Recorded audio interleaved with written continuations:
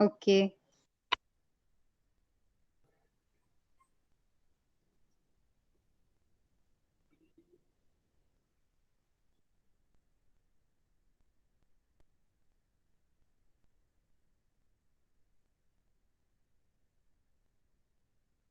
Only 6 students are there.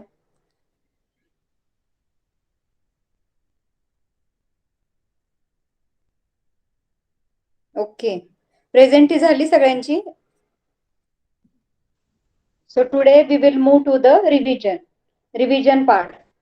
आपण आतापर्यंत जे जे लर्न केलंय आपण ते थोडस रिवाइज करूया आज. आता मे बी एक्झाम येत आहे तुमच्या आणि क्लासमधल्या सुद्धा टेस्ट स्टार्ट होणार आहेत. तर आपण फर्स्ट लेसन पासून जे जे आतापर्यंत आपण कव्हर केलाय सिलेबस तो म्हणजे आज जेवढा होईल तेवढा त्याचं रिव्हिजन करूयात.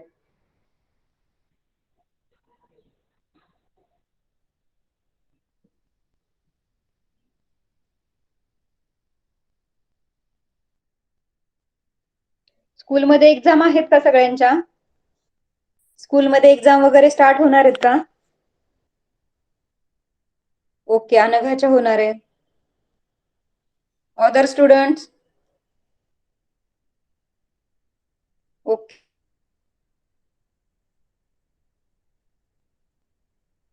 ओके. 26.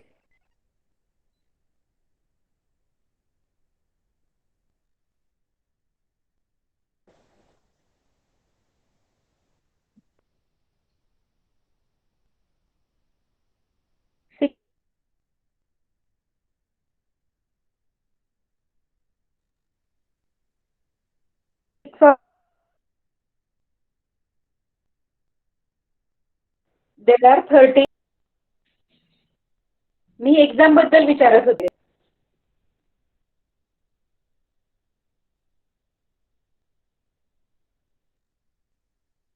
व्हॉइस ब्रेक होत. Don't know what is the problem. Okay. Voice is breaking.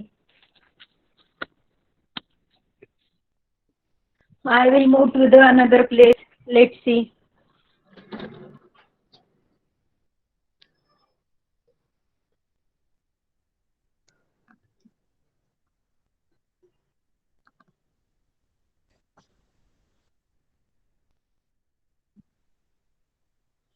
आता सांगा मला,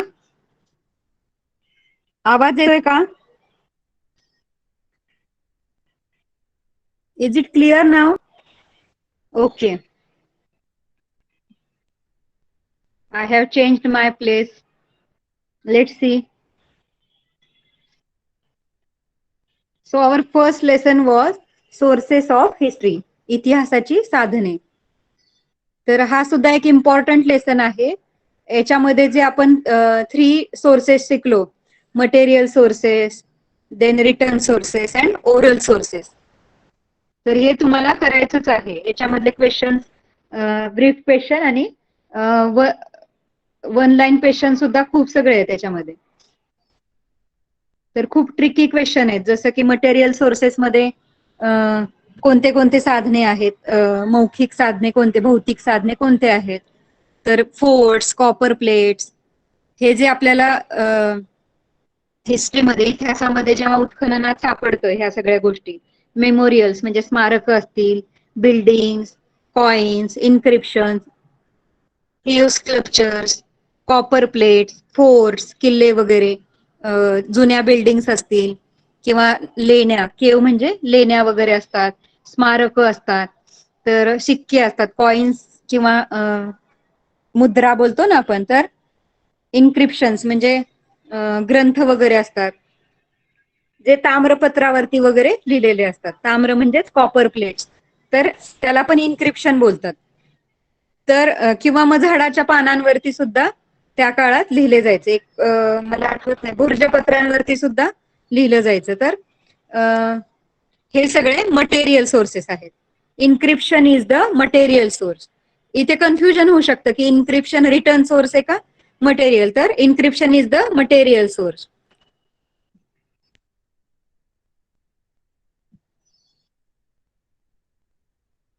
ओके, देन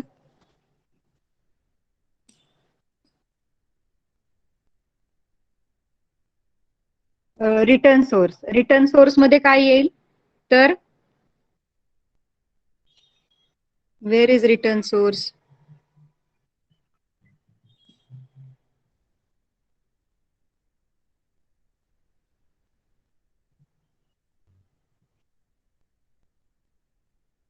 तर इन्क्रिप्शन म्हणजे जसं की दगडावरती लिहिलेलं असतं किंवा मग कॉइन्स वरती, हे जे जरी लिखाण काम असलं आणि आपल्याला जरी ते वाटत असलं की ते रिटर्न सोर्स आहे, पण ते तसं नाहीये. तर हे inscription is the material source. Then written source. तर वेगवेगळ्या लिपीमध्ये म्हणजे देवनागरी असेल, अरेबिक, पार्शियन, मोडी, संस्कृत, या वेगवेगळ्या लिपीमध्ये त्यावेळेला लिहिलं जायचं. तर म्हणजे त्या रायटिंग स्टाईल होत्या, वेगवेगळ्या रायटिंग स्टाईल होत्या. तर हे जे ग्रंथ किंवा सॉरी, मी भुर्जपत्र मगाशी सांगितलं तुम्हाला. भुर्जपत्र रिटर्न सोर्स आहे, म्हणजे झाडाच्या पानांवरती लिहिणे म्हणजेच भुर्जपत्र. तर रिलिजियस मॅन्युस्क्रिप्ट, जे पोथ्या पुराण वगैरे असतात, ट्रीटीज, एडिक्ट्स, डेक्रीज, बायोग्राफीज, पेंटिंग्स, हे सगळे काय आहे, हाताने लिहिलेलं आहे त्याच्यावरती. म्हणजे ते काय आहे, पेंटिंग्स वगैरे आपण पेपरवर बनवतो. हे जे लिखाण काम आहे, मॅन्युस्क्रिप्ट लिहिणं किंवा एडिक्ट्स म्हणजे न्यायनिवाडे म्हणतो आपण. तर हे सगळे काय आहेत, रिटर्न सोर्सेस. ज्युडिशियल व्हर्डिक्स म्हणजे न्यायनिवाडेच येईल. ट्रीटीज, बायोग्राफीज, एखाद्याचे वर्णन केलेलं असतं. बायोग्राफी म्हणजे जीवनचरित्र म्हणतो आपण. ट्रीटीज म्हणजे पोथी पुराण वगैरे. तर ट्रॅव्हलॉग्स म्हणजे प्रवास वर्णन. क्रोनिकल्स म्हणजे ते हे असतं ना, काय बोलतात त्याला, कॅलेंडर किंवा कालगणना बोलतो आपण, क्रोनिकल. किंवा तवारीख, बखर, आपण लर्न केलं होतं तवारीख आणि बखर. तर हे सगळे काय आहेत, रिटर्न सोर्सेस. तवारीख म्हणजे sequence of events. And bakhar is the, bakhar means khabar. म्हणजे खबर म्हणजे काय, तर न्यूज. न्यूज ह्या वर्ड पासून बखर हा वर्ड बनला. आणि बखर लिहिणे म्हणजेच it is the return source, like newspaper. Bakhar is the newspaper at that time.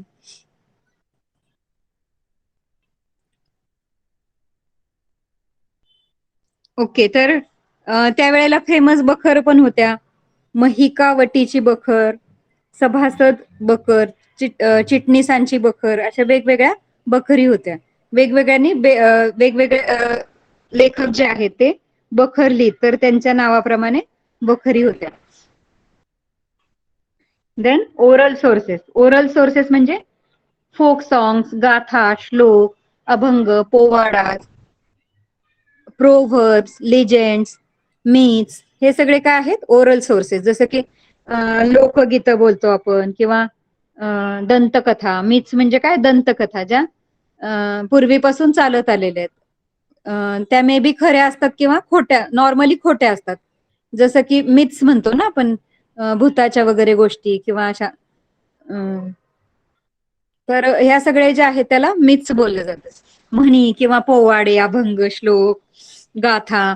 तुकारामांची गाथा प्रसिद्ध आहे. तर गाथा कोण लिहायचं, तुकाराम. तुकारामांच्या गाथा प्रसिद्ध आहेत. तर गाथा हा ग्रंथ सुद्धा आहे त्यांचा, तुकारामांचा. त्याच्यामध्ये ओव्या वगैरे येतात.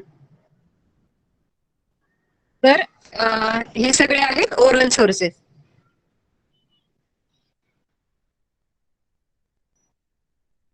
Oral sources are the sources which pass on from generation to generation. That is called oral sources. म्हणजे ग्रँड पॅरेंट्स किंवा पॅरेंट्स असतील, ते आपल्या मुलांना काही स्टोरीज सांगतात. मग त्या स्टोरीज पुढे पुढे पुढे पास ऑन होत जातात ग्रँड पॅरेंट्स कडून त्या मुलांकडे. मग ते मुलं परत त्यांच्या मुलांना सांगतात. मग असं generation to generation pass on होत जातात. दॅट इज कॉल्ड स्टोरीज किंवा मेथ्स वगैरे.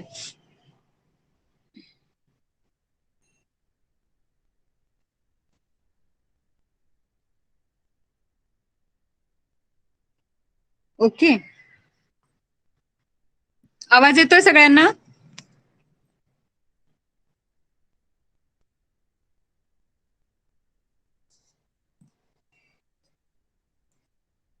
Okay. So that is also important question, evaluation of sources of history.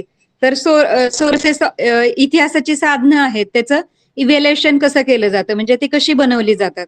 तर प्रॉपर एक्झामिनेशन केलं जातं, त्याच्यानंतर ऑथेंटिसिटी चेक केली जाते, म्हणजे प्रूफ्स पुरावे वगैरे असतील तरच ते रिटर्न सोर्सेस किंवा जे जे सोर्सेस आहेत रिटर्न ओरल वगैरे ते ग्राह्य धरले जातात. देन इंटरनल स्टँडर्ड्स असतात, म्हणजे हिस्टोरियन्सनी ठराविक स्टँडर्ड सेट करून ठेवलेले आहेत की म्हणजे we also study the integrity of the writers, their personal interest, the period in which they live, and the political pressure on them. तर या सगळ्या गोष्टी चेक केल्या जातात इव्हॅल्युएशन करताना, की तो रायटर जो आहे त्याला त्याचा स्वतःचा काही इंटरेस्ट आहे का, तो ऍक्च्युअल माहिती देतो आहे, किंवा तो स्वतःच्या मनानेच काहीतरी इंटरेस्टिंग असं हिस्ट्रीमध्ये लिहितो आहे. तर या सगळ्या गोष्टी चेक केल्या जातात. का त्याच्यावरती काही राजकीय दबाव आहे, म्हणजे पॉलिटिकल प्रेशर आहे का, कुणी त्यांना धमकवून किंवा रागवून हे काम करून घेते का हिस्ट्री लिहिण्याचं, या सगळ्या गोष्टी चेक केल्या जातात. त्याच्यानंतर हिअरसे म्हणजे कानाने ऐकलेल्या गोष्टी आहेत का ऍक्च्युअल त्याचे काही प्रूफ्स आहेत हे पण चेक केले जातात. किंवा आय विटनेस म्हणजे ह्या गोष्टी ज्या इतिहासात घडून गेल्यात त्या खरंच कोणी बघितलेल्या आहेत का, तर त्याला बोलतात आय विटनेस. तर या सगळ्या गोष्टी चेक केल्या जातात. Metaphors and their literary devices they use. Their information has to be verified with the help of contemporary sources. जे ऍक्च्युअल जे सोर्सेस आहेत, कॉइन्स किंवा अजून काय रिटर्न सोर्सेस भेटतात, तर त्यासोबत ते व्हेरीफाय केलं जातं. The information may be one sided, contradictory or exaggerated. म्हणजे ती इन्फॉर्मेशन जी मिळालेली आहे ती एकाच साईडची मिळालेली का. आता दोन राजांचं आपण युद्ध बघतो, मुघलांचं आणि शिवाजी महाराजांचं, तर मग ते वन साइडेड आहे की दोन्ही साईडचा त्याच्यामध्ये विचार केलेला आहे. Then authors impartiality and neutrality, म्हणजे ऑथर जो आहे तो त्याने भेदभाव नाही केला पाहिजे, पार्शल नसला पाहिजे. आणि न्यूट्रिलिटी म्हणजे दोन्ही ज्या बाजू आहेत, त्याने जो इतिहास लिहिलेला आहे तो दोन्ही बाजूंनी तो म्हणजे त्याचा स्टडी केला गेला पाहिजे. त्याच्यानंतर the India before the times of Shivaji Maharaj. तर त्याच्यामध्ये आपण वेगवेगळ्या डायनेस्टीज पाहिल्या होत्या. डायनेस्टीज मीन्स काय, राजघराणी. तर शिवाजी महाराज म्हणजे स्वराज्याची स्थापना होण्याच्या आधी आपलं जसं स्वराज्य आहे शिवाजी महाराजांचं, तसं वेगवेगळ्या राज्यांमध्ये वेगवेगळे राजघराणी होते. जसं की पाल डायनेस्टी आहे ती बेंगॉलमध्ये होती. गुर्जर प्रतिहार आंध्रामध्ये, आंध्रा, कलिंगा, विदर्भा वगैरे तिथे गुर्जर प्रतिहार राजघराणं होतं. त्याचप्रमाणे राजपूत राजघराणं होतं नॉर्थ इंडियामध्ये. गडवाल आणि परमार डायनेस्टीज होती. या सगळ्या इम्पॉर्टंट डायनेस्टीज ज्या होत्या, तर त्या हळूहळू हे जे बाहेरून आले म्हणजे आदिलशहा, कुतुबशहा, पोर्तुगीज वगैरे, डच, फ्रेंच, युरोपियन, या सगळ्यांनी हळूहळू त्याच्यावरती सत्ता स्थापन करायला सुरुवात केली. सगळीकडून आक्रमणं चालू झाली. ऍक्च्युअली आपले हे सगळे भारतीय होते, यादव, राजपूत किंवा गहडवाल वगैरे, चौहान है ना, राजाराज, राजेंद्र, म्हणजेच ते चोला डायनेस्टी वगैरे. तामिळनाडूमध्ये जी चोला डायनेस्टी वगैरे होती, हे इथले जे सगळे राजे होते ते ऍक्च्युअली भारतीय होते, हे भारतीय वंशाचे होते. जसे की आपण महाराष्ट्रीयन आहोत, मराठी वंश आहे आपला, शिवाजी महाराज आपले राजा होते, शिवाजी महाराज, तसं संभाजी महाराज, तसं आधी हे सगळे राजा होते. आणि हळूहळू आक्रमण होत गेली. जसं बघा, invasion from the north west, north west कडून आक्रमण झालं. Local dynasties like Yadav and Rashtrakuta ruled in Maharashtra. तर महाराष्ट्रामध्ये आपल्याच लोकांनी सुद्धा आपल्या भारतीयांनीच आपल्याच देशामध्ये म्हणजे वेगवेगळ्या भागांवरती आक्रमण करायला सुरुवात केली होती. तसंच महाराष्ट्रामध्ये आपलं यादव आणि राष्ट्रकूट म्हणजे आपलं स्वराज्य जे आहे महाराष्ट्र त्याच्यावरती त्याचप्रमाणे बाकीच्या काही राज्यांवरती कशी आक्रमणं झाली हे आपल्याला या लेसन मध्ये सांगितलेलं आहे. तर इकडे महाराष्ट्रामध्ये यादव आणि राष्ट्रकुटांचं आक्रमण झालं होतं. तसंच अरब लोकांचं आक्रमण जे आहे ते मिडल ईस्ट इथे त्यांचं आक्रमण झालं. तर हळूहळू प्रत्येक हा लेसन थोडासा बघा ट्रिकी लेसन आहे, कन्फ्युजिंग आहे. तर तो तुम्हाला डिटेलमध्ये स्टडी करावा लागेल. डिटेलमध्ये रीड करावा लागेल की कुठलीही डायनेस्टी आणि ते 1 मार्क साठी येऊ शकतात असे क्वेश्चन किंवा ऑब्जेक्टिव्ह साठी येऊ शकतात. फिल इन द ब्लँक्स किंवा ट्रू ऑर फॉल्स. तर याच्यामध्ये different different dynasties and their rulers. आपण ते एक्सरसाइज मध्ये मी तुम्हाला होमवर्क पण दिला होता. त्याच्यानंतर सुलतान मोहम्मद गझनी याने सुद्धा इंडियावरती आक्रमण केलं. म्हणजे जे मुघल मुस्लिम वगैरे होते इस्लामिक धर्मीय त्यांनी आपल्या इथे आक्रमण करायला सुरुवात केली आणि मग आपला स्वराज्य जो आहे तो पारतंत्र्यात गेला.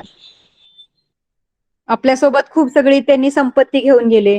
हे जे बाहेरचे आलेले राजे आहेत ते आपल्यासोबत संपत्ती घेऊन गेले आणि त्याच्यानंतर स्वराज्य आपलं हे जे आहे ते पारतंत्र्यात जाऊ लागलं. मग नंतर परत शिवाजी महाराजांनी मोहीम हाती घेऊन स्वराज्य आपलं परत मिळवलं होतं. सल्तनत इन द नॉर्थ. तर मोहम्मद घोरी जो आहे त्याने नॉर्थ साइडला आक्रमण केलं होतं. त्याच्यामध्ये कुतुबुद्दीन ऐबक हा त्यांचा सरदार होता. आणि नंतर हा जो कुतुबुद्दीन ऐबक आहे तो दिल्लीचा राजा झाला होता, दिल्लीचा सुलतान झाला होता. त्याच्यानंतर कुतुबुद्दीन ऐबक नंतर इब्राहिम लोदी हा पण त्याच्यानंतरचा सुलतान होता. म्हणजे दिल्लीवरती नंतर नंतर या लोकांनी आक्रमण केलं होतं. इब्राहिम लोदी, बाबर वगैरे ह्या सगळ्या म्हणजे आपल्या भारतावरती आक्रमणं चालू झाली होती मुघलांची. त्याच्यानंतर किंगडम ऑफ विजयनगर. विजयनगर एक मोठं असं राज्य होतं आपल्या देशामध्ये. तर हे सुद्धा विजयनगर आणि बहामनी हे जे किंगडम होते ते सुद्धा हळूहळू ह्या लोकांनी कसं इन्व्हेड केलं म्हणजे कसं आक्रमण केले. हरिहर हा विजयनगरचा किंग होता. म्हणजे खूप मोठं किंगडम होतं ते. जसं आपलं महाराष्ट्राचं किंगडम आहे तसंच विजयनगर आणि बहामनी हे खूप एक मोठं किंगडम होतं. त्याच्यानंतर हरिहर बुक्का नंतर कृष्णदेवराय हा तिथला राजा होता विजयनगरचा. मग त्याने खूप सगळे राज्य जे आहेत ते काबीज केले होते. जसं की विजयवाडा, राजमहेंद्री हे सगळे रिजन्स त्यांनी आपल्या राज्याला जोडून घेतले होते. म्हणजे बहामनीचा विस्तार कृष्णदेवराय राजा जो होता त्याने खूप लांबपर्यंत पसरवला होता. From Cuttack to Goa and from Raichur to the Indian ocean. हे सगळे इथपर्यंत कृष्णदेवराय राजापर्यंत जेवढे राजे होऊन गेले त्यांनी असं मोठं किंगडम बनवलं होतं. आणि मग त्याच्यानंतर हे जे डिक्लाइन व्हायला चालू झालं, हे जे विजयनगरचं राज्य आहे ते हळूहळू संपुष्टात येऊ लागलं. कारण की मग इथे हल्ले होऊ लागले. कुतुबशाही, आदिलशाही बघा सगळ्यांनी एकत्रच तिथे हल्ले केले. आदिलशाही, निजामशाही, कुतुबशाही, बरीदशाही या सगळ्यांनी चारी बाजूनी आक्रमण करून इथल्या राजांना हरवलं. कृष्णदेवरायच्या मृत्यूनंतरचा जो राजा होता त्यांना हरवलं आणि हळूहळू विजयनगरवर त्यांनी राज्य स्थापन केलं. त्याच्यानंतर बहामनी राज्य होतं. तर तिथे मोहम्मद बिन तुगलक हा राजा राज्य करीत होता. आणि मग तिथले जे सरदार आहेत त्यांनी त्याच्या विरुद्ध बंड पुकारलं आणि त्याच्यानंतर हसन गंगू ह्याने जे आहे तो हे जे बहामनी किंगडम आहे त्याच्यावरती a new kingdom known as Bahmani kingdom came into existence in 1347. Hassan Gambu became the first sultan of Bahmani kingdom. He made the city Gulbarga. Bahmani kingdom वरती आता ह्याचं राज्य चालू झालं. हसन गंगू. तर हा सुद्धा एक मुघलच आहे, हसन गंगू सुद्धा. तर बहामनी जे आपल्या भारतीयांचं होतं ते हळूहळू मुघलांच्या हातात जाऊ लागलं. त्याच्यानंतर मोहम्मद गावन. तर बघा हे सगळे मुघल आहेत, त्यांनी हळूहळू आपल्या सत्ता काबीज केल्या होत्या. मोहम्मद गावन झाला, त्याच्यानंतर बाबरने आक्रमण करायला चालू केलं. त्याच्या बाबरच्या लक्षात आलं की इंडियामध्ये भरपूर संपत्ती आहे, तर ह्याने मग वेगवेगळ्या ठिकाणाहून आक्रमण करायचं प्लॅनिंग केलं होतं. आणि मग त्याने इब्राहिम लोदी, दौलत खान ह्या सगळ्यांच्या हेल्पने हळूहळू आपल्या राज्यावरती आक्रमण करायला चालू केलं. आणि मग ह्या सगळ्यांची आक्रमण चालू असताना खाली आपल्याला दिसतं की महाराणा प्रताप असतील किंवा चांद बिबी असतील, या सगळ्यांनी, राणी दुर्गावती यांनी खूप मोलाचा लढा दिला होता. हे जेव्हा स्वराज्य त्यांच्या हातात चाललं होतं, पण कुठेतरी ते कमी पडले होते. त्यांनी देशासाठी आपले प्राण सुद्धा गमावले होते, पण त्यांना ते म्हणजे परत मिळवता आलं नाही, कारण औरंगजेब होता त्याची पॉवर पण तेवढी होती. मुघल जे होते बाबर, औरंगजेब, त्यांची पॉवर ही तेवढीच होती, त्यांचं सैन्य जास्त होतं. या सगळ्यामुळे हळूहळू औरंगजेब जो आहे तो एम्पेरर बनला होता, सम्राट बनला तिथला. मुघल एम्पायरचा, पूर्ण मुघल एम्पायरचा तो सम्राट होता. हे जे आदिलशाही, कुतुबशाही या सगळ्यांचा सम्राट जो होता तो औरंगजेब होता.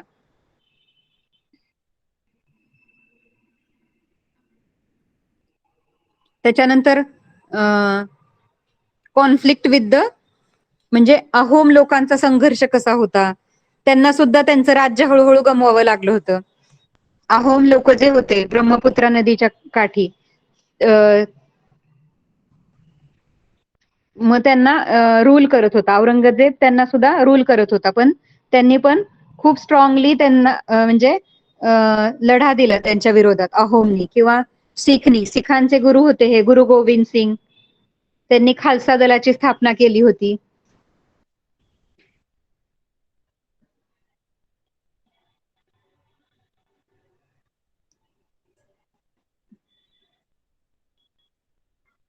सिखांचे गुरु गोविंद सिंग यांनी खालसा दलाची स्थापना केली होती आणि फोर्सफुली त्यांनी सुद्धा मुघलांना फाईट दिला होता.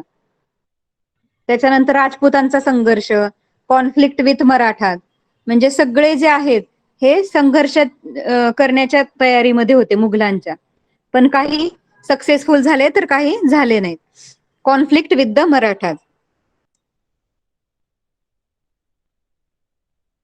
Shivaji Maharaj had to fight the Mughals too along with the other enemies. Shivaji महाराजांना सुद्धा मुघलांसोबत बाकीच्यांना सुद्धा फाईट करावं लागलं होतं, जसं पोर्तुगीज, डच वगैरे होते, युरोपियन्स होते, त्यांच्यासोबत सुद्धा फाईट करावं लागलं होतं. Aurangzeb came down to the Deccan after the death of Chhatrapati Shivaji Maharaj with the intention of conquering the whole south India, but the Marathas offered stiff resistance. आताच आपण पाहिलं होतं लास्ट लेसन मध्ये की शिवाजी महाराजांच्या मृत्यूनंतर संभाजी महाराज यांनी सुद्धा औरंगजेबाला म्हणजे सडेतोड उत्तर दिलं होतं. तर औरंगजेबाने रागामध्ये त्याचा जो पागोट होतं ते सुद्धा जमिनीवर फेकलं होतं, है ना. आपण ते लर्न केलं होतं लास्ट लेसन मध्ये, तर हेच पुढे सांगितलं आपल्याला.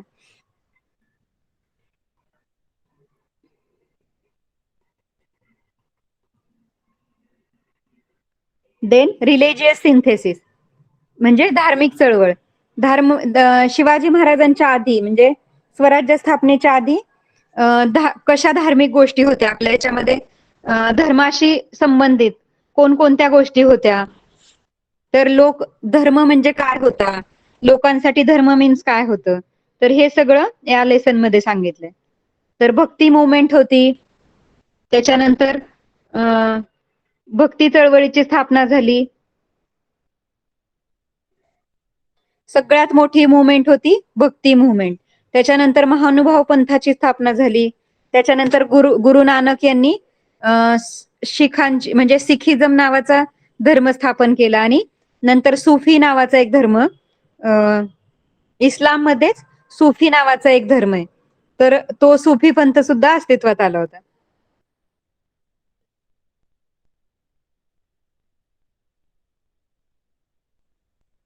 तर वेगवेगळे पंथ आपल्याला बघायला मिळतात याच्यामध्ये.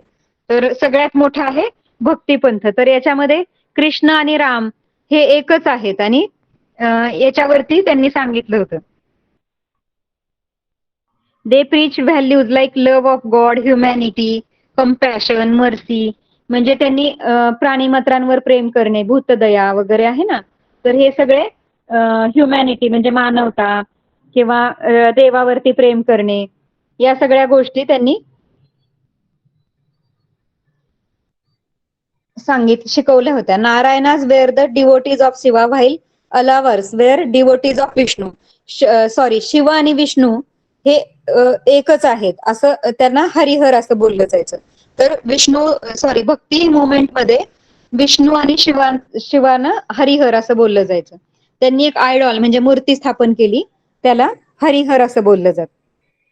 आणि मग त्यांनी लोकांना शिकवण द्यायला चालू केली की हे देवावर प्रेम करणे किंवा भूतदया म्हणजे प्राणीमात्रांवर प्रेम करावं किंवा कुणाशी भेदभाव करू नये किंवा डिस्क्रिमिनेट म्हणजे भेदभाव जाती धर्माविषयी किंवा गरीब श्रीमंत असा भेदभाव नाही करायचा.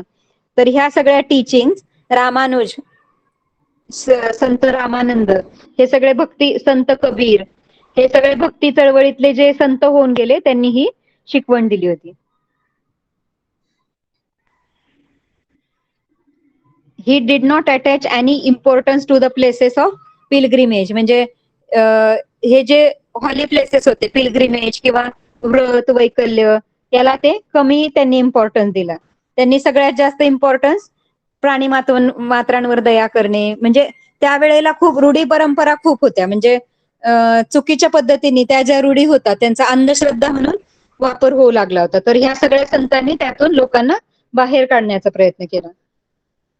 हिंदू मुस्लिमांमध्ये युनिटी आणली, म्हणजे तेच डिस्क्रिमिनेशन वगैरे जाती धर्म या सगळ्यांवरती त्यांनी खूप काम केलं होतं.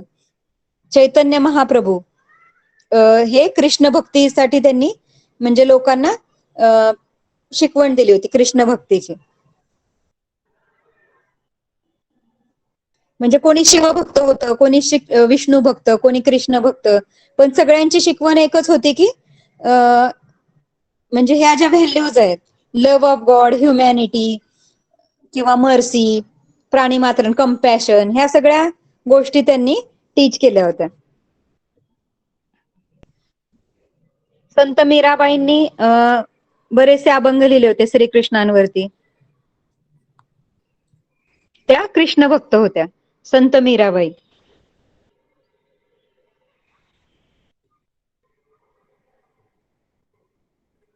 तर हे श्री बसवेश्वर वगैरे तुलसीदास हे सगळे कवी होऊन गेले.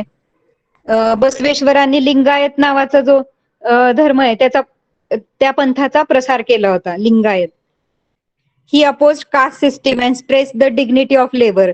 म्हणजे कष्टाला त्यांनी प्राधान्य दिलं आणि जाती सिस्टीम जी होती त्याला सुद्धा त्यांनी अपोज केला होता, विरोध केला होता. म्हणजे सगळ्या संतांनी जवळजवळ 30 शिकवण दिली होती की जातीभेद करू नये, प्राणी मात्रांवर दया करावी, गरीब श्रीमंत असा भेद करू नये वगैरे, ह्या सगळ्या शिकवणी दिल्या होत्या संतांनी. त्याच्यानंतर महानुभाव पंथ म्हणजेच कृष्ण भक्तीचाच एक पंथ आहे ज्याच्यामध्ये कृष्ण भक्तीविषयी शिकवण दिली जाते. त्याला महानुभाव पंथ असं बोलतात. म्हणजे ते आपण बाकीचे देव जे आहेत ते मानत नाहीत, तर महानुभाव पंथातली लोक फक्त कृष्ण भक्ती करतात, म्हणजे कृष्णाची भक्ती करतात. बाकी देवधर्म किंवा आपले जे फेस्टिवल आहे ते आपण जे नॉर्मली करतो ना, गणपती, महालक्ष्मी वगैरे, हे सगळे फेस्टिवल ते मानत नाहीत. त्यांच्यासाठी एकच गॉड असतो म्हणजे कृष्ण.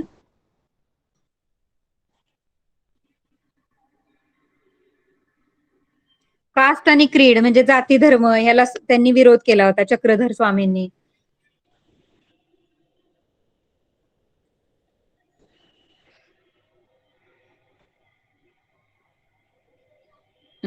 त्याच्यानंतर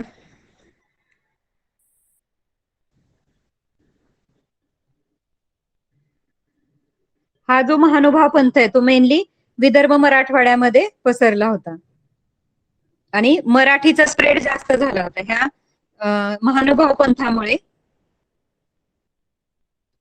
चक्रधर स्वामींनी मराठीमध्ये खूप लोकांना शिकवण दिली होती, त्याच्यामुळे मराठी लँग्वेज सुद्धा अजून प्रॉस्पर झाली होती. मराठी लँग्वेज म्हणजे जास्त स्प्रेड झाली होती लोकांमध्ये त्यावेळेला.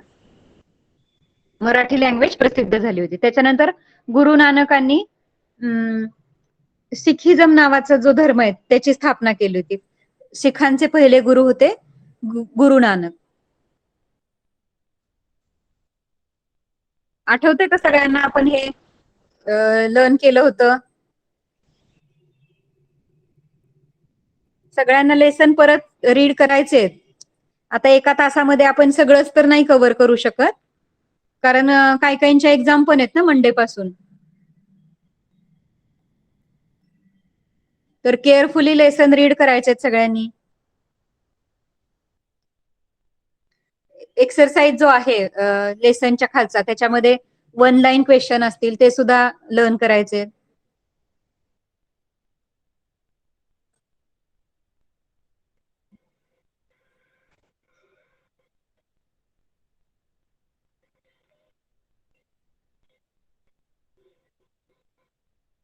ओके.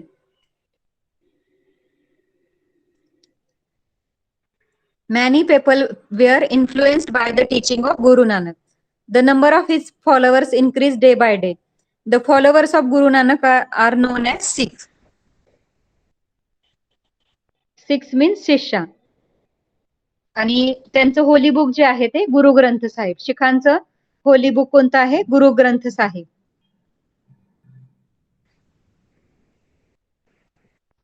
आफ्टर गुरु गोविंद सिंग, सिख म्हणजे 10th गुरु होते.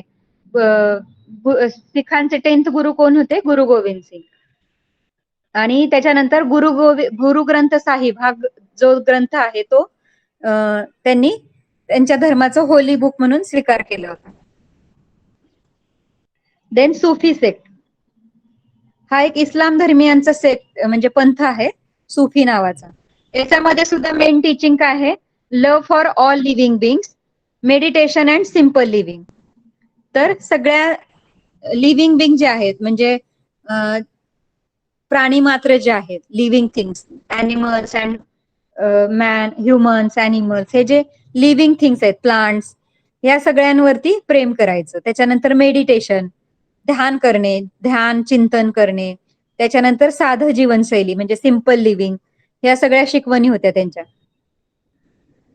हाजवा मोईनुद्दीन चिश्ती, त्याच्यानंतर सिख निजामुद्दीन अवालिया, हे सगळे सुफी संत होते. आणि हिंदू आणि मुस्लिम मध्ये त्यांनी म्हणजे त्यांना एकत्र आणण्याचा प्रयत्न केला.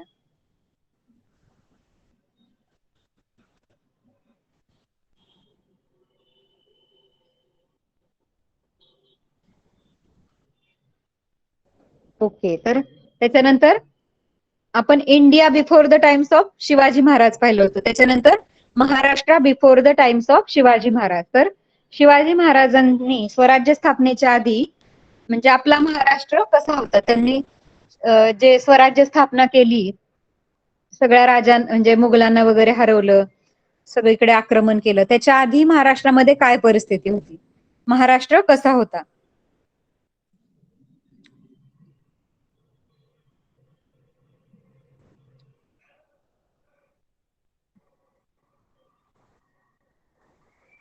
तर Maharashtra before the times of Shivaji Maharaj. तर महाराष्ट्रामध्ये कशी सिच्युएशन होती बघा. महाराष्ट्रातली बरीचशी प्रदेश, त्यावेळेसची territory Nizamshah of Ahmednagar and Adilshah of Bijapur यांच्या कंट्रोलमध्ये होती. Mughal had entered Khandesh. Their objective was to expand their power in the south.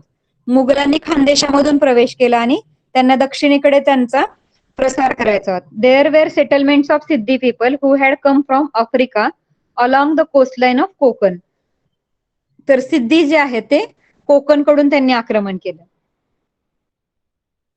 The competition and conflict among the Portuguese, the British, the French and the Dutch who had come from Europe was getting intense during this period. म्हणजे अजूनच संघर्ष वाढत गेले. ते British, पोर्तुगीज, French, Dutch हे European जे होते ते आपल्या महाराष्ट्रामध्ये त्यांचा हळूहळू प्रवेश वाढत गेला आणि त्या एकमेकांमध्ये ते संघर्ष करू लागले. सगळ्यांनाच आपल्या राज्यामध्ये सत्ता स्थापन करायची होती. त्यामुळे त्यांच्यामध्ये एक स्पर्धा लागली होती, स्टिफ कॉम्पिटिशन तयार झालं होतं. पोर्तुगीज गोव्यामध्ये त्यांनी ऑलरेडी त्यांची सत्ता स्थापन केली होती, गोवा आणि वसईमध्ये. आणि हे जे ब्रिटिश, डच, फ्रेंच होते, त्यांनी आपल्या देशामध्ये फॅक्टरीज सेटिंग केल्या होत्या, म्हणजे फॅक्टरीज, कारखाने तयार केले होते. मग हे सगळीकडून आपल्या महाराष्ट्रावरती आक्रमण चालू झालं होतं. आणि त्यावेळेला कशी परिस्थिती होती तर महाराष्ट्रामध्ये 3 टाईपचे प्रदेश होते, म्हणजे कसबा, परगणा, बलुता ना, नाही सॉरी, कसबा, व्हिलेज, कसबा आणि परगणा. तर असे 3 टाईपचे प्रदेश होते. म्हणजे आता जसं आपण बोलतो ना जिल्हा, तालुका, खेडेगाव, तसं व्हिलेज म्हणजे मौजा, खेडेगाव होतं ते. म्हणजे व्हिलेज मधला मेन ऑक्युपेशन काय होता तर कुलकर्णी हे तिथले हेड होते.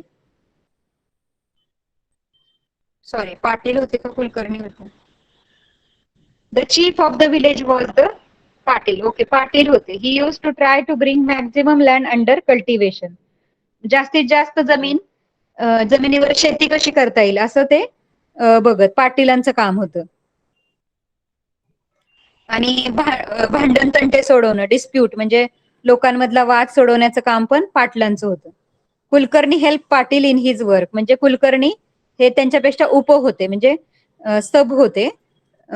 तर ते कुलकर्णींना, पाटलांना मदत करत, रेव्हेन्यू वगैरे कलेक्ट करत.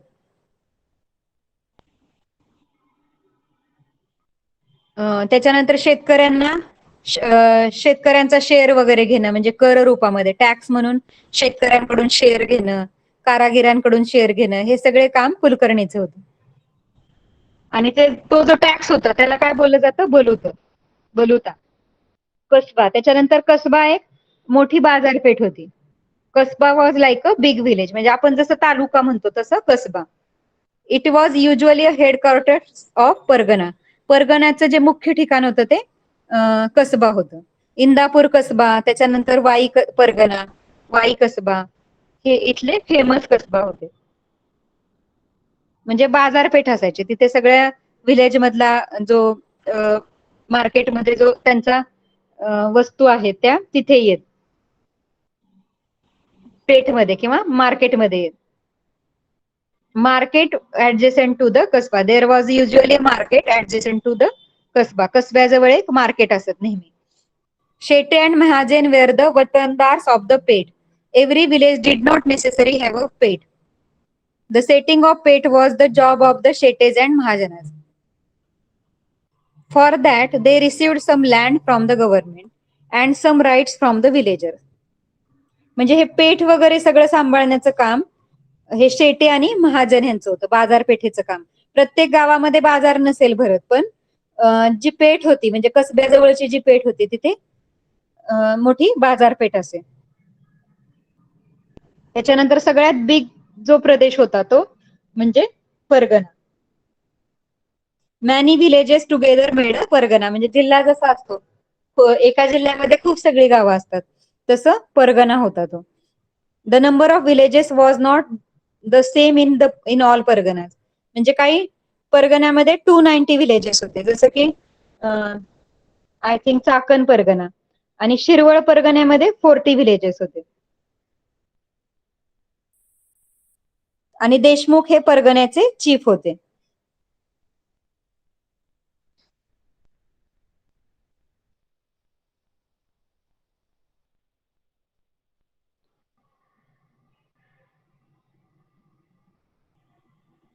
त्याच्यानंतर परगण्यामध्ये तिथले तिथले वतनदार किंवा सरदार, त्यांचं काय काम होतं ते परगण्यामध्ये दिलेले सगळं.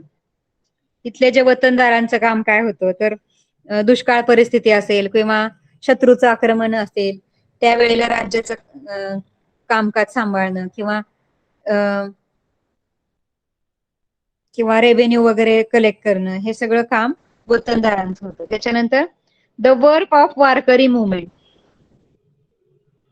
तर वारकरी चळवळ जी आहे जसं आपण भक्ती पंथ, सुफी पंथ वगैरे आहे, तसंच एक महाराष्ट्रामध्ये, पर्टिक्युलरली आपल्या महाराष्ट्रामध्ये वारकरी पंथ अस्तित्वात आला होता. जसं की आपण सगळे संत ज्ञानेश्वर, आपण तर खूप म्हणजे ज्ञानेश्वरी वगैरे ग्रंथ किंवा तुकाराम गाथा, तर हे सगळे संत नामदेव, तुकाराम, एकनाथ महाराज, त्याच्यानंतर ज्ञानेश्वर महाराज, हे सगळे जे महत्वाचे संत होऊन गेले, संत चोखामेळा वगैरे, तर हे सगळे वारकरी पंथातून आले होते. जसं आपण अजून सुद्धा त्यांची मंदिर आहेत आपल्या महाराष्ट्रामध्ये. त्याच्यानंतर आपला पालखी सोहळा होतो दरवर्षी, सगळ्या संतांच्या पालख्या पंढरपूरला जातात, सगळ्यांना माहित असेल. तर त्यालाच बोलतात वारकरी मुवमेंट, म्हणजे वारकरी पंथ.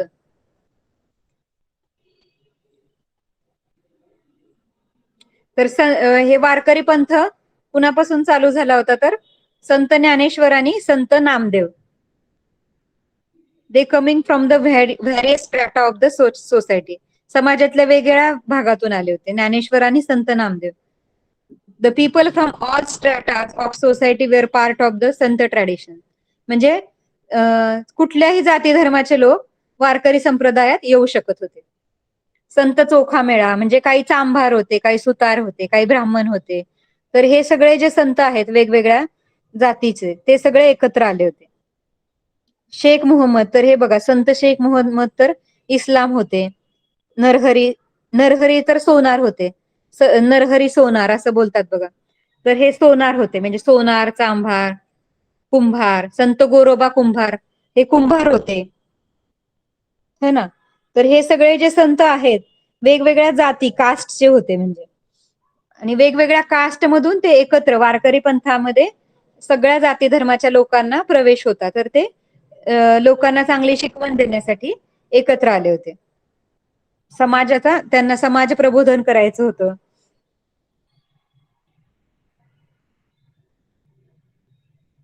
तर ह्यांनी भजन, कीर्तन, भक्ती, ह्या सगळ्या माध्यमातून समाजाचं म्हणजे प्रबोधन केलं होतं, समाज प्रबोधन केलं होतं.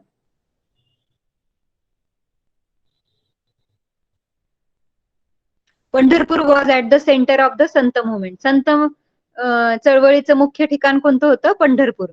Vitthal was the object of their worship, आणि विठ्ठल म्हणजे विठ्ठल देव जो आहे तो त्यांचा वर्शिप म्हणजे उपासनेचा देव होता.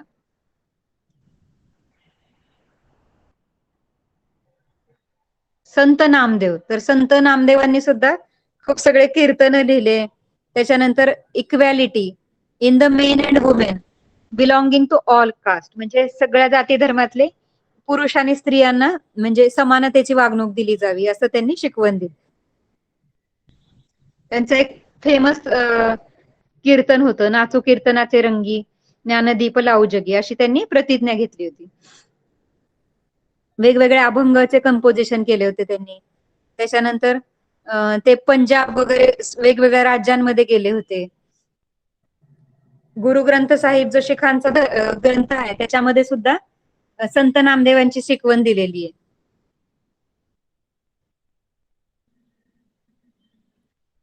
त्यांनी संत चोखामेळा यांचं स्मारक बांधलं होतं संत नामदेवांनी. त्याच्यानंतर संत ज्ञानेश्वर, त्यांनी भावार्थ दीपिका म्हणजेच ज्ञानेश्वरी हा ग्रंथ लिहिला. त्याच्यानंतर अमृतानुभव हा सुद्धा ग्रंथ लिहिला. त्यांनी भक्ती मार्गाची म्हणजे भक्ती करायला शिकवलं लोकांना. हिज वर्क अँड कंपोजिशन, त्यांचं कंपोजिशन होतं म्हणजे अभंग ग्रंथ, याच्यामधून त्यांनी डिवोशन शिकवलं म्हणजे भक्ती करायला शिकवलं. He showed a simple way of worship and conduct while common people कुड फॉलो इझिली. सर्वसामान्य माणूस म्हणजे साध्या पद्धतीने देवाची भक्ती करू शकतो, ही शिकवण त्यांनी लोकांना दिली. सहज सोप्या पद्धतीने देवाची भक्ती कशी करता येईल हे त्यांनी लोकांना सांगितलं.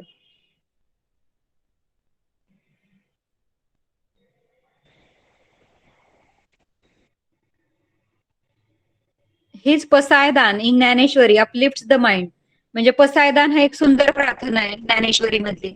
सगळ्यांना माहिती असेल, तुम्ही शाळेत असाल तेव्हा होत असेल पसायदान. संत Nivruttinath and Sant Sopan Dev and Sant sister Muktabai R well non. त्यांचे जे भाऊ आणि बहीण होते. निवृत्तीनाथ, सोपानदेव, मुक्ताबाई यांनी सुद्धा वारकरी पंथाचा प्रसार केला होता. त्याच्यानंतर संत एकनाथ. एकनाथांनी अभंग लिहिले, खूप सगळे गवळणी, भारुड लिहिले. त्यांनी जे सगळं लोकांचं लाईफ जे आहे ते भावार्थ रामायण म्हणजे story of Ram he explained in Marathi, the bhakti part of Sanskrit work Bhagavat. Bhagavat ग्रंथ लिहिला त्यांनी.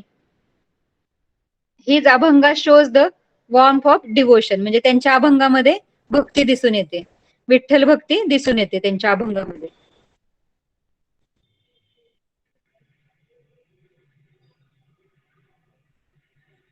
ही believed that our Marathi language was inferior to no other language, म्हणजे आपली मराठी भाषा कुठल्याही भाषेपेक्षा कमी नाहीये अशी शिकवण त्यांनी दिली.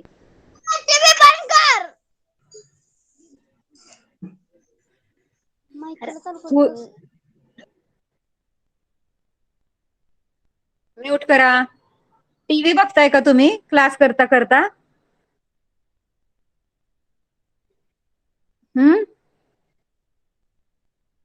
इकडे तुम्ही क्लास करताय, तुमची एक्झाम पण आली, तुम्ही लक्ष द्यायला पाहिजे ना. कारण रिवाइज करताना सुद्धा बऱ्याचशा गोष्टी तुमच्या लक्षात येतील. म्हणजे आपण आतापर्यंत जे 5-6 महिन्यामध्ये जे लर्न केलंय ते थोडं थोडं रिवाइज करताना लक्षात येत आहे ना सगळ्यांच्या, जे लक्ष देत आहेत त्यांच्या. कारण की त्याचा विसर पडतो. आपण रोज नवीन नवीन लेसन शिकतो, बाकीचा अभ्यास करतो, त्याच्यामध्ये हळूहळू विसर पडत असतो. त्याच्यामुळे आपण आज रिव्हिजन घेतोय. आणि आपल्याला फास्ट रिव्हिजन घ्यायचंय, त्यामुळे मी तुम्हाला रीडिंग वगैरे नाही सांगू शकत. त्यामुळे मग लक्ष द्यायचंय सगळ्यांनी. ओके. त्याच्यानंतर एक महत्वाचे संत होऊन गेले, संत तुकाराम. हीच गाथा is the precious treasure of the Marathi language. Marathi भाषेचा तो ठेवा होता, अमूल्य ठेवा होता. म्हणजे कोणता तर गाथा, तुकाराम महाराजांची जी गाथा आहे ती मराठीमध्ये लिहिलेली. आणि त्यांनी काय सांगितलं तर show find God by showing love to the unhappy and tormented in the following lines. म्हणजे हे जे दुःखी लोक आहेत, रंजले गांजलेले, टॉर्मेंटेड म्हणजे दुःखी कष्टी झालेले, अनहॅपी म्हणजे दुःखी, आणि टॉर्मेंटेड म्हणजे रंजले गांजलेले, जसे गरीब, अपंग किंवा असं असतात ना लोक दुःखी कष्टी. तर त्या लोकांमध्ये देव शोधावा असं त्यांनी शिकवलं. जे का रंजले गांजले त्यांची म्हणे जो आपुले, तोची साधू ओळखावा, देव तेथेची जाणावा. म्हणजे जो ह्या रंजल्या गांजल्यांची मदत करतो, म्हणजे जे गरीब आहेत, दुःखी आहेत, त्यांना जो आपलं म्हणतो तोच खरा साधू आहे आणि तेथेच गॉड आहे, असं त्यांनी शिकवण दिली होती.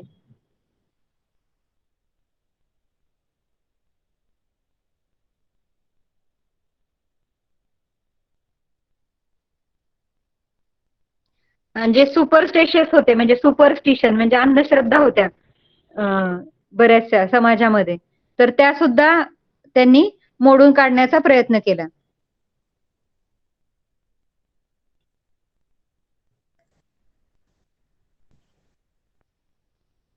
संत Tukaram disciples and associates were of different caste and creeds. They include Navji माली, गावनर सेठ वाणी, संताजी जगदाळे, शिवबा कासार, हे सगळे वेगवेगळ्या जाती धर्मातली लोक होती आणि ती संत तुकाराम सोबत त्यांचे शिष्य होते. डिसिपल्स म्हणजे शिष्य. तर हे सगळ्यांचं एक सारांश आहे बघा. वर्क ऑफ संत म्हणजे ऍक्च्युअल संतांनी काय केलं तर सगळ्यात मेन गोष्ट केली की इक्वॅलिटीचा मेसेज दिला, म्हणजे समानतेचा मेसेज दिला सगळ्यांना, मानवता शिकवली लोकांना, humanity. Then they preach people should live together in harmony, म्हणजे शांतता प्रिय, लोकांनी शांततेमध्ये राहिलं पाहिजे. युनिटी अँड लव्ह, एकत्रपणे राहिलं पाहिजे, एकता असली पाहिजे लोकांमध्ये आणि प्रेम असलं पाहिजे. Their work रिझल्टेड in social awakening, म्हणजे त्यांचं जे काम आहे त्याच्यामुळे काय झालं, समाजाची जनजागृती झाली. वेगवेगळ्या अभंगांमधून, शिकवणींमधून, ग्रंथांमधून त्यांनी लोकांना जी शिकवण दिली, म्हणजे ही सगळी शिकवण दिली इक्वॅलिटीची. इक्वॅलिटी, भक्ती, ह्युमॅनिटी, प्रेम, ह्या सगळ्याची या सगळ्यातून त्यांनी समाज प्रबोधनाचं काम केलं.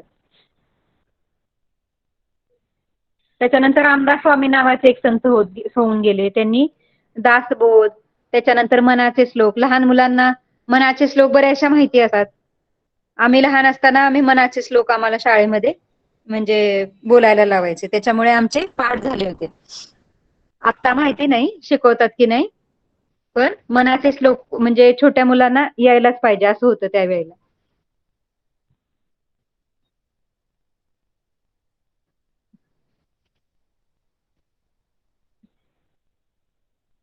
ओके. Understood student.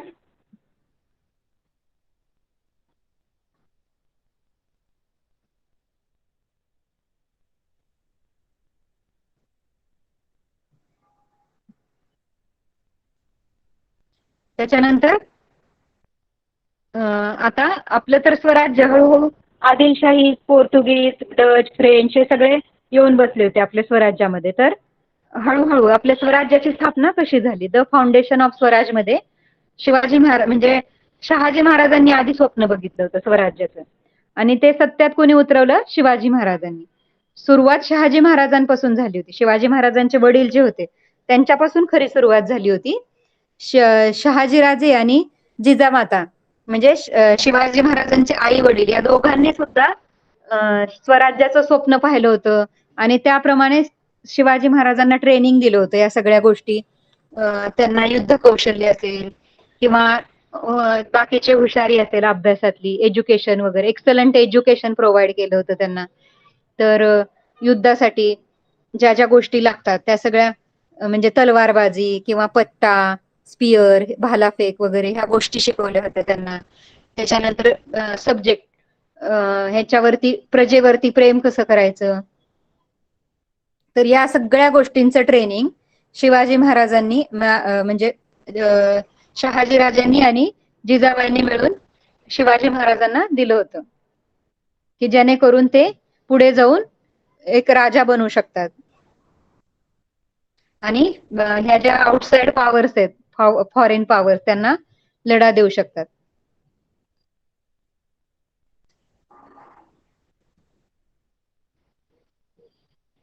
जिजाबाई सुद्धा खूप इंटेलिजंट होत्या बघा. She help and encourage Shivaji Maharaj to realise his dream of establishing swaraj. स्वराज्याचं ड्रीम दाखवलं, स्वप्न दाखवलं त्यांनी, जिजामातांनी. त्या रोज त्यांना वेगवेगळ्या गोष्टी सांगत, वेगवेगळे लहान असल्यापासून त्यांना शिकवणी देत, म्हणजे स्वराज्याविषयीच त्यांच्यावरती खूप म्हणजे त्यांना हे करून टाकलं होतं, खूप असं प्रेरणा दिली होती, इन्स्पायर केलं होतं वीरमाता जिजाबाईंनी.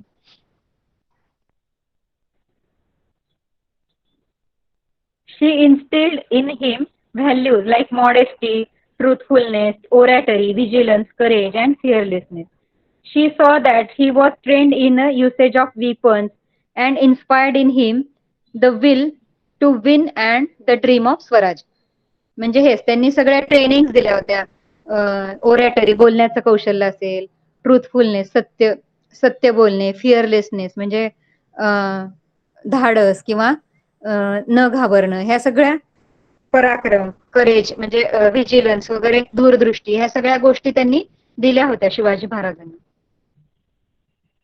त्याच्यानंतर शिवाजी महाराजांनी हळूहळू स्वराज्य एक्सपांड करायला चालू केलं होतं. मग त्यांनी ठरवलं की म्हणजे आपल्याला एक स्वराज्याची मुद्रा पाहिजे, म्हणजे त्यांनी रॉयल सील बनवलं, त्याच्यासाठी रॉयल सील बनवलं. त्याच्यानंतर त्यांनी किल्ले आपल्याकडे असतील तर आसपासचा प्रदेश काबीज करणं सोपं आहे, म्हणून त्यांनी सुरुवातीला किल्ले जिंकायला चालू केलं. मुघलांच्या ताब्यातले जे किल्ले आहेत तेथे त्यांनी म्हणजे इन्व्हाजन करायला चालू केलं होतं. He captured the Torna, मुरुमदेव, Kondhana, Purandar and laid the foundation of Swaraj. स्वराज्याचा पाया जो आहे त्यांनी तोरणा, मुरुमदेव हे 3-4 किल्ले जे आहेत तिथून स्वराज्याचा पाया घातला होता. ते क्लासमध्ये आल्यावर बोलत होते. हिमेश हिमेशचं लक्ष नाहीये बरोबर अजिबात. हिमेश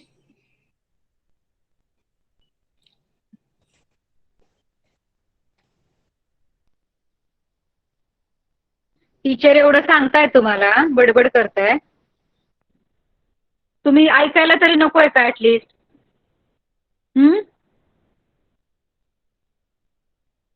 एका शांत ठिकाणी बसून तुम्ही सगळ्यांनी म्हणजे आम्ही जे सांगतोय ते तुम्ही ऐकायचंय, लर्न करायचंय, लक्षात ठेवायचंय. बऱ्याच वेळा असं होतं की रिव्हिजन करता करता थोडाफार आपला अभ्यास पण होऊन जातो.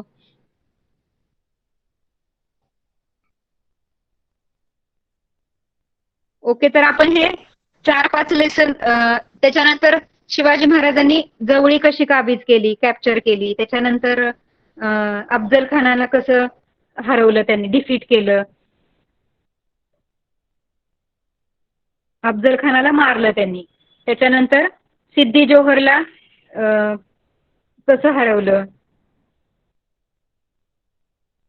या सगळ्या गोष्टी या लेसन मध्ये दिलेल्या आहेत. त्याच्यानंतर कॉन्फ्लिक्ट विथ मुघल्स, मुघलांशी हळूहळू संघर्ष कसा चालू झाला, शाहिस्ते खानने कसं आपल्यावरती आक्रमण केलं, त्याला शिवाजी महाराजांनी कसा लढा दिला, त्याच्यानंतर जयसिंगने इन्व्हाजन केलं होतं, त्याच्यावरती कसं हे केलं, आग्रा व्हिजिट अँड एस्केप, आग्र्याची भेट आणि सुटका, आग्र्यामध्ये शिवाजी महाराजांना बंदी बनवलं होतं, तिथून त्यांनी सुटका केली, आणि त्याच्यानंतर जेव्हा त्यांना संताप आला होता, म्हणजे आग्र्याला त्यांना अशी ट्रीटमेंट मिळाली, तर त्यावेळेला त्यांना त्यांचा जो संताप झाला, त्याच्यानंतर त्यांनी आक्रमक झाले होते शिवाजी महाराज मुघलांच्या विरुद्ध, आणि हळूहळू त्यांनी सगळे गोष्टी ताब्यात घेतल्या. आपले जे जे किल्ले, जे जे प्रदेश मुघलांच्या ताब्यात होते ते हळूहळू त्यांनी युद्ध करून कॅप्चर केले होते. त्याच्यानंतर कोरोनेशन झालं, म्हणजे राज्याभिषेक. राज्याभिषेक सुद्धा इम्पॉर्टंट आहे बघा. शिवाजी महाराजांचा राज्याभिषेक कसा झाला, त्याच्यामध्ये किती लोक आले होते, किंवा कसा होता तो प्रसंग, हे सुद्धा ब्रीफ आन्सर मध्ये विचारू शकतात. ओके स्टुडंट, थोडं थोडं रिवाइज केलंय आपण, बाकी डिटेल मध्ये रीड करायचंय सगळ्यांनी.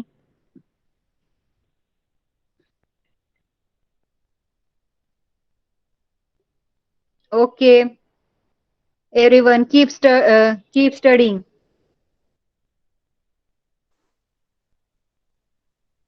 Okay, all the best for your exams. ज्यांना ज्यांना एक्झाम आहे, ऑल द बेस्ट.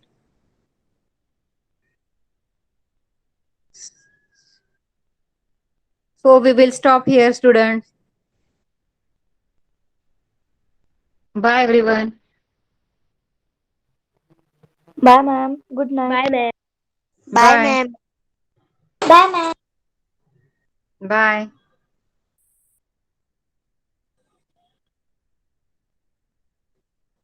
Bye.